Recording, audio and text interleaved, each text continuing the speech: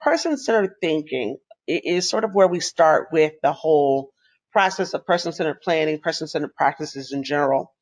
And so person-centered thinking, it helps us to establish a means for helping a person to discover how they want to live and helping those people who care about that person or in that person's circle of support um, to value that information.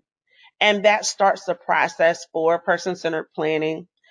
Person-centered planning, of course, is a way for us to assist people who are needing uh, home and community-based services, as well as supports to construct and describe what it is that they want in their life and to bring purpose and meaning to their life based on those things that they've discovered and based on the supports that are surrounding those. And so then person centered practice is the alignment of those services, of our service resources in order to help people have full access to the benefits of their community living and to ensure that they are receiving services that help them achieve the individual goals in the life that they desire. And so that is the basis for everything that we're doing. It's kind of like if you think about what's the golden why of it all. Then our golden why or our purpose for doing this is just to help people establish the dream and the goals that they want out of their life and how do they take the services that they are receiving to make sure that that happens. And so the goal of person centered planning is to have a shared vision that encompasses those goals, that is focused on both things that are important to and important for individuals and helping them develop the community life that they dream and they desire. And that everybody in that circle of support would share the value of those goals and those dreams. And so in the person centered planning process, the first place that we have to start is with discovery.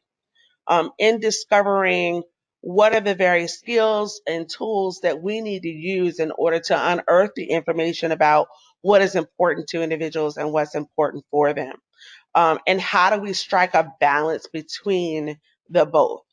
And in my practice and in my years of teaching about person centered practices, I help people or I try to help people understand that there's lots of information that we are helping to capture every day that can help us discover the things that are important to and important for. And so you can discover that information by paying attention to people's rituals and routines, about understanding what makes a good day or a bad day for them, through the development of a communication chart so that everybody understands how this person communicates and what matters to them in life, um, through understanding who is in their relationship map and understanding what matters to them about their reputation.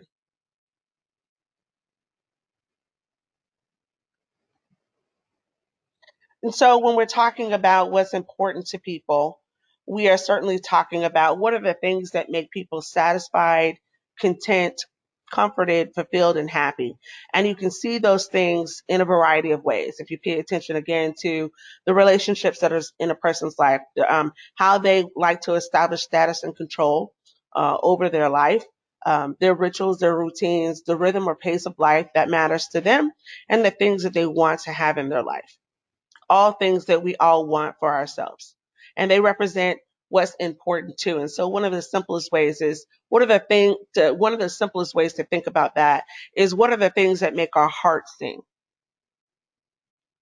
And so we also want to balance that on the other side with what's important for the person. And so when we're thinking about what's important for the person, we are thinking about what are those issues of health and safety.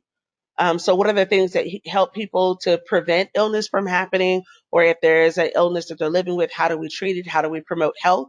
As well as what needs to happen in that person's environment to keep them well, to keep them free from fear, to keep them safe, to maximize their health emotionally, physically, spiritually.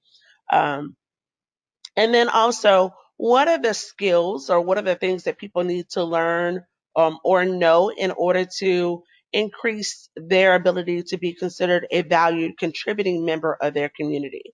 So sometimes there are skill sets that people need to know that would make them more accepted in the community that they want to belong to. And so in our person-centered planning process, we want to strike a balance between both of them because both what is important to people and important for them matters in the whole planning of our day-to-day lives. So most of you are experienced with or probably have had experience with helping to develop an individual support plan.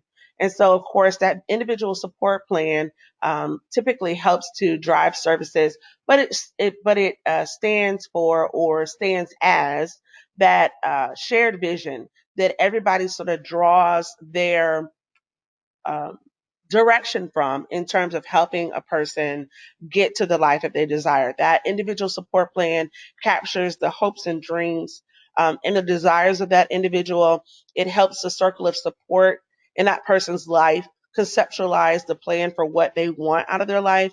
It helps others to acknowledge the skills needed for that person's ability to contribute, and it guides the step of the process for goal achievement. And so through the Therap system, you have the ability to capture that information in an individual support plan so that it can be shared across your whole organization and with the person who is receiving services. So one of the important things to consider as you're thinking about your person-centered planning is how does it capture the CMS Final Rule? And so back in 2014, the CMS Final Rule came out with regards to some specifics for person-centered planning.